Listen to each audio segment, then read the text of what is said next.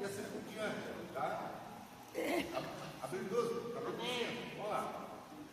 Vi na mão direita daquele que estava sentado no trono um livro escrito por dentro e por fora, e todo selado com 7 selos.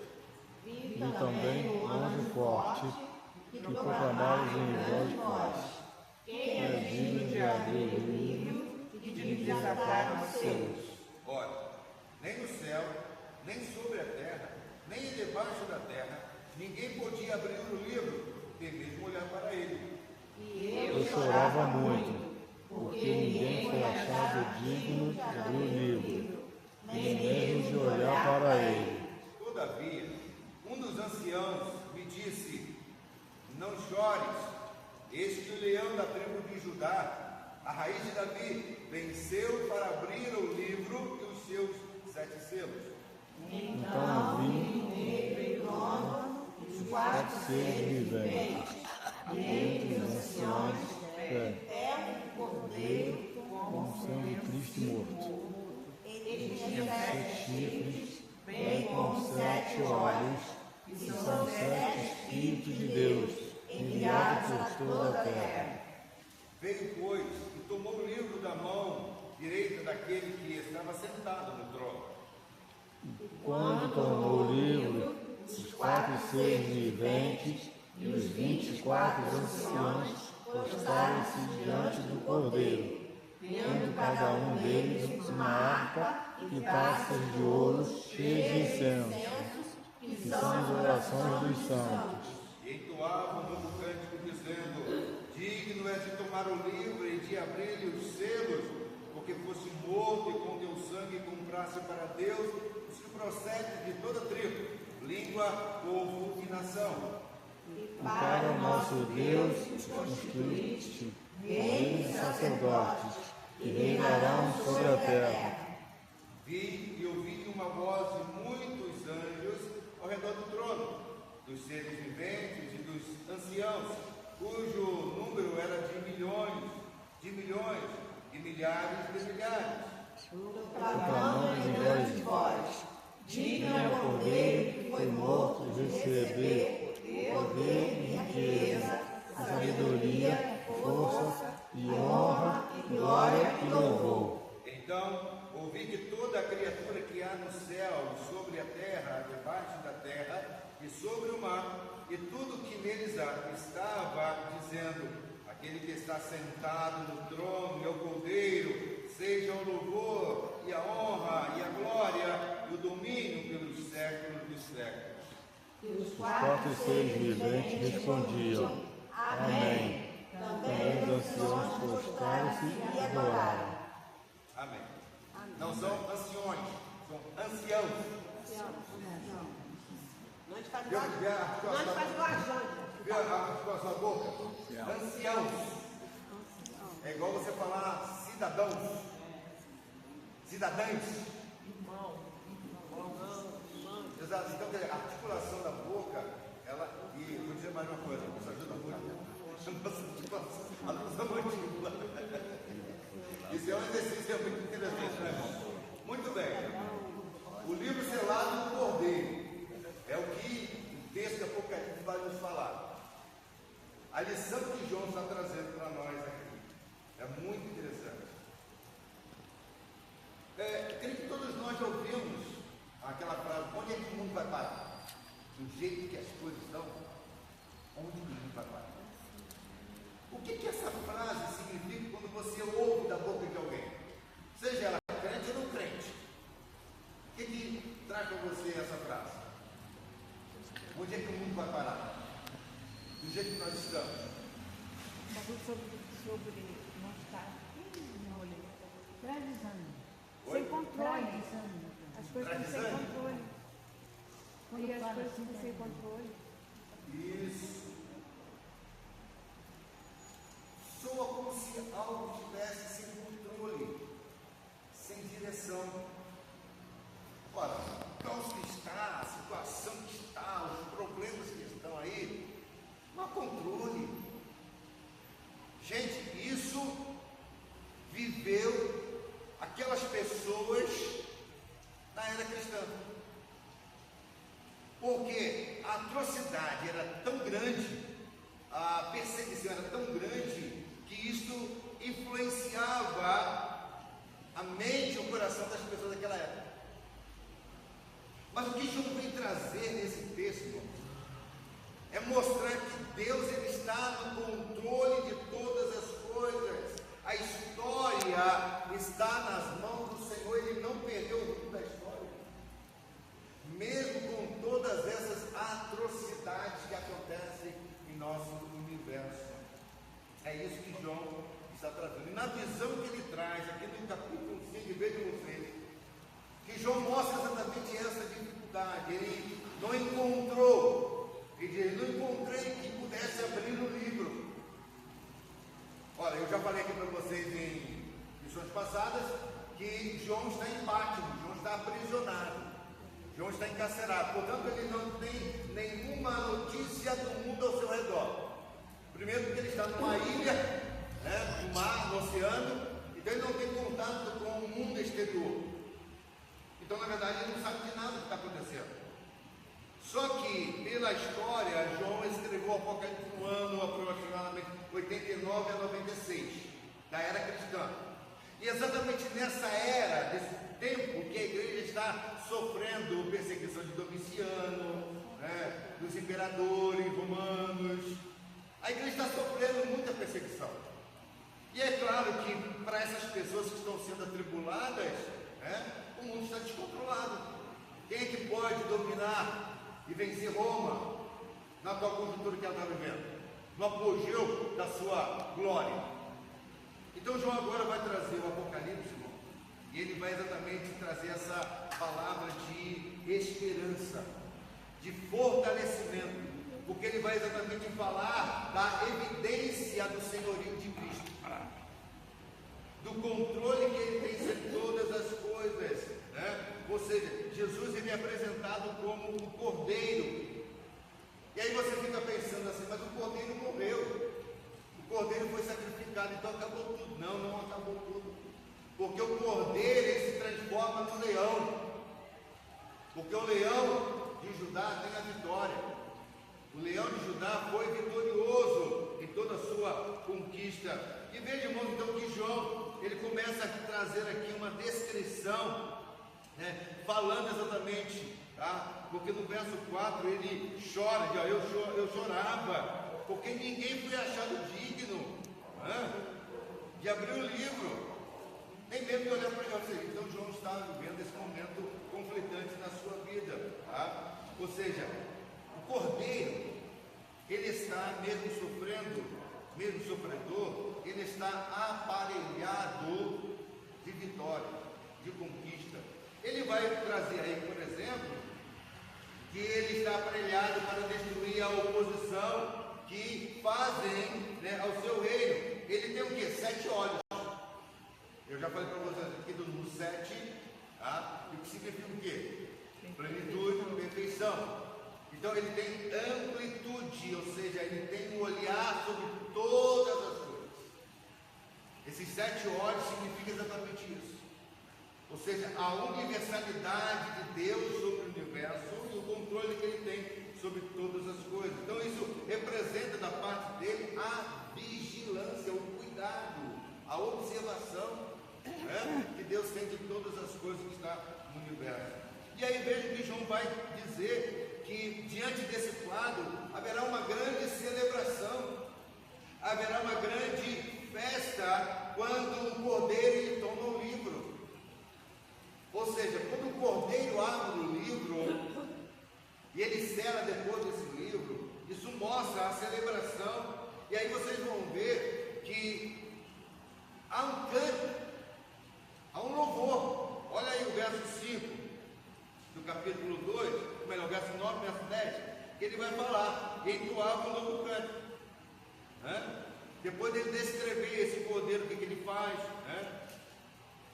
Aí ele vai falar, entoava um novo canto, dizendo, digno é de tomar o livro, de abrir os selos, porque foste morto, e com teu sangue compraste para Deus, E aí vem o 10, para o nosso Deus, os constitui rei e sacerdote, reinarão sobre a terra. Então, notem que aqui há esse primeiro canto que está sendo entoado em direção a esse cordeiro, né, que abriu o livro, que tomou em suas mãos. Isso mostra que o povo de Deus está reunido, que a igreja está reunida em toda a humanidade com essa missão, irmão. Você já imaginou a igreja reunida no domingo, em todo o mundo, cantando e louvando a Deus? É que os nossos ouvidos não conseguem ouvir, mas os ouvidos de Deus ouvem. Se nós tirarmos aqui no Brasil, quantas igrejas nós temos espalhadas no Brasil afora, e no domingo essas igrejas entoando louvor a Deus, cantam ao Senhor. Essa é a missão do povo de Deus na humanidade. Ou seja, porque Ele nos constituiu reino e sacerdote. Então o sacerdote vem para a igreja no domingo e oferece o culto a Ele, oferece o louvor a Ele. E toda a igreja canta, toda a igreja adora o Senhor. Né? Nós vamos ver aí o segundo hino, que está no verso 11 e verso 12. Vi e ouvi uma voz de muitos anjos ao redor do trono, os seres viventes, dos anciãos, cujo número era de milhões e milhões, milhares e milhares, proclamando em grande voz: digno é o cordeiro que foi morto de receber o poder, riqueza, sabedoria, força, honra, glória e louvor. Aqui o cordeiro está exatamente recebendo 7 qualidades. Olha o número 7 novamente aí. Totalidade. Então esse cordeiro recebe aí, né, da parte de Deus, poder, riqueza, sabedoria, força, honra, glória e louvor. Então é o segundo hino que está sendo entoado a esse cordeiro. Portanto, meus irmãos, o que João está descrevendo na sua visão, aqui no capítulo 5, se assemelha muito com a história humana, quando os grandes senhores, os grandes donos de terra, donos de escravos, eles arrogavam para si esses títulos: poder, força, louvor, glória, honra, conquista. Mas João está dizendo que o único merecedor de todas essas qualidades é o cordeiro que abriu o livro. E aí nós vamos ver o terceiro hino, que está no verso 13. Então, ouvi que toda criatura que há no céu, sobre a terra, debaixo da terra, sobre o mar e tudo que neles há, estavam dizendo: aquele que está sentado no trono e ao cordeiro, seja o louvor, a honra, a glória e o domínio. Ou seja, 4 coisas o Senhor está atribuindo ao cordeiro. Ele tem louvor, ele tem honra, ele tem glória, ele tem domínio pelos séculos dos séculos. Não é algo temporal, é algo que ultrapassa todos os limites humanos. Então veja que João, nesse capítulo 5, ele vai mostrar que o céu está celebrando esse cordeiro. O céu está cantando louvor para esse cordeiro. E nós precisamos ter isso em nossa mente. Por quê? Dentro do que nós estamos observando aqui, a história ela não está desgovernada. Por mais que tenhamos senhores feudais, grandes senhores, grandes dominadores, esses dominadores não são nada diante daquele que venceu todas as coisas. Porque, meus irmãos, para ele, um estalar de dedo é suficiente para tirá-los desse mundo. Quem desses homens poderosos tem poder de acrescentar um côvado à sua existência? Eu não tenho isso.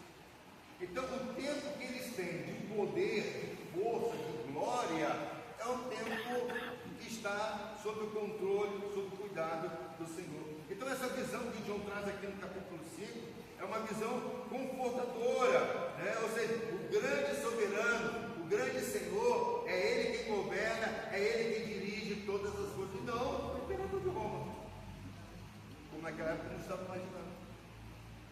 O que o Senhor diz? Eu sou o alfa, eu sou o ômega, eu sou o princípio, eu sou o fim, né? Como está lá em Apocalipse capítulo 1, verso 8, nós vimos na lição passada, né? Então vejam, irmãos, que a história sempre ela foi conduzida vida ela foi dirigida por tiranos, por homens que se levantam, que se arrogam donos da nação e impõem sobre a nação aflição, mas essas pessoas, irmãos, estão sob o cuidado de Deus. A questão é nós entendermos o porquê Deus permite isso, o porquê essas coisas estão acontecendo em pleno século XXI, onde o avanço da tecnologia cresce cada vez mais. E é exatamente em decorrência da tecnologia que nós estamos vendo evoluções, revoluções, novidades surgindo e aparecendo. Vocês viram recentemente aí que no Nepal, por causa de uma mensagem na rede social, a população se mobilizou para tirar os tiranos do poder. E aí eles fizeram uma revolução, queimaram, quebraram, depredaram. Por quê? Porque já estava no limite. Mas porque a rede social, que eles estavam impedidos de usar, porque o governo tinha bloqueado todas as plataformas, eles então começaram a se mobilizar e chamar as pessoas para manifestação. E depuseram o governo. Agora vão fazer eleições novas, minoritárias, para poder ter pelo menos alguém que dirija o país. Porque, irmãos, esses homens, eles só vivem à base da corrupção,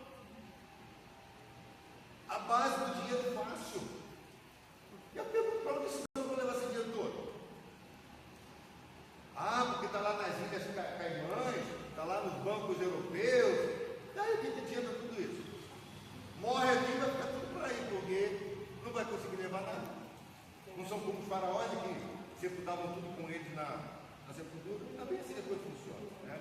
Então vejam que diante do caos que impera no mundo hoje, podemos ser tentados também a pensar que Deus não controla mais a história. Isso pode acontecer com a gente. Que a coisa fica tão difícil, tão complicada. Será que Deus não está olhando para as coisas? Será que Deus não está vendo o que está acontecendo? Né? Carlos Nasser, ele diz que Jesus recebe o livro da mão de Deus. Aí, no verso 7, olha o que ele diz aí. Vem, pois, e tomou o livro da mão direita daquele que estava sentado no trono. Então o Senhor recebe esse livro, tá bom? E ele torna então o Senhor dessa história. Por isso, no verso 13, de toda criatura que há no céu, ou seja, os anjos, sobre a terra, a humanidade, debaixo da terra, os mortos, sobre o mar, tudo que neles há, estão cantando, estão dizendo: aquele que está sentado no trono, ou seja, o Deus Pai, e ao Cordeiro, o Filho, seja o louvor e a honra, a glória e o domínio pelos séculos dos séculos. Então ele está no controle, sim. Jesus está dirigindo a história. E é preciso que nós, como cristãos, tenhamos essa confiança e passemos adiante essa mesma confiança, porque cada cristão consciente dessa realidade deve interagir no mundo, buscando transformá-lo, levando conforto aos que precisam e mostrando que a vida já triunfou sobre a morte, que nada está perdido. Porque, meus irmãos, se nós começarmos a entrar nessa vibe aí, que tudo está dando errado, tudo está perdido, qual é o testemunho que a igreja vai dar? Porque eu falei ontem à noite, a igreja ela caminha pela fé. É sobre fé que a igreja caminha. Não é se o governo está bem ou está ruim, se o país é rico ou não é rico, não é sobre isso. Nós estamos inseridos nesse contexto. Mas como igreja nós temos que realmente testemunhar como igreja, falar para as pessoas, dizer para as pessoas que a vida triunfou sobre a morte. E aí João vai trazer mais uma outra coisa, que a vitória, ela está na mão do Cordeiro. A vitória está na mão do Cordeiro. Olha o que diz o verso 4. E eu chorava muito, porque ninguém foi achado digno de abrir o livro, nem mesmo de olhar para ele. E é óbvio que João aqui então pensava, imaginava que algum ser humano pudesse fazer isso. Você vê o tamanho do desespero dele, né, diante dessa visão que Deus está dando a ele. Mas olha o verso 5. Um dos anciãos